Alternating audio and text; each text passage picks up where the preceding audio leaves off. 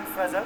Nooraine Fazal, let me bring you in here about your view on this situation that has transpired, and who is to blame for this civic mess. Thank you so much for inviting me on this show. I just got off the phone with a couple of residents from a community called Epsilon, which is adjacent to Bellandur Lake. Two very different sentiments coming across. One, which is talking about, hey, we knew this problem was coming, right?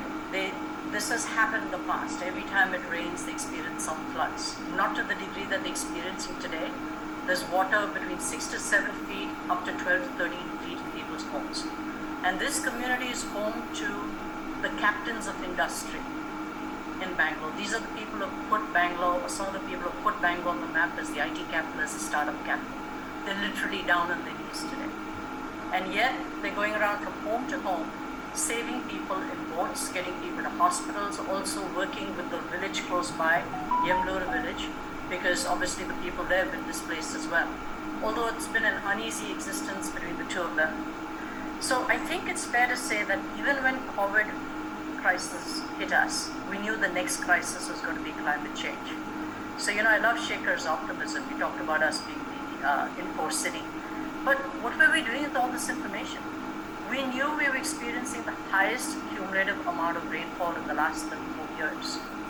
We don't even have a simple alert system to say, okay, it's yellow or red. Like when I lived in Hong Kong, we knew when the government was expecting heavy rains, when they were expecting floods, when they were expecting traffic jams.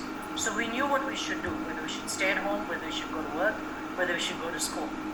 So I think it's very easy to have a blame game, but we really need to move forward.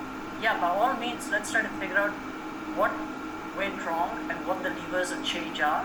And yes, absolutely the government is to blame, and I would say successive governments, not just Bommai's government.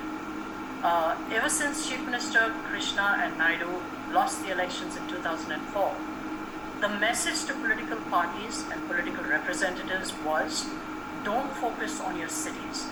By all means, get tax contribution from cities like Bangalore and Hyderabad, but invest your tax dollars in other states. So for example, Uttar Pradesh and Bihar, I think, are beneficiaries of a lot of the taxes which are paid by Bangalore residents.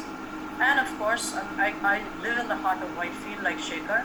Madhepura is the highest tax-paying ward in the country, has the highest tax-paying wards in the country, and frankly, our infrastructure is beyond pathetic.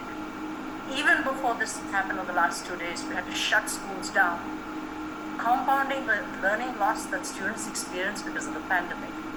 We actually had to shut schools because the roads were not motorable. We told a number of reasons. One, BBMP will not give permission to either cut trees or translocate trees or grow trees somewhere else, would be an obvious solution. Two, the people in the adjoining villages want to give more of their land to the government than the government actually needs to broaden the roads. We had no stormwater drains there, so every time it rains and every time there's one pothole, it becomes the size of a crater. We have the best schools in the country. We have the best IT companies in the country. But frankly, Bangalore cuts a very pathetic state today. That said, I'm very encouraged by the fact that citizens are coming together to the government, citizens are coming together to find solutions. And I hope that this will carry us forward. Okay, let me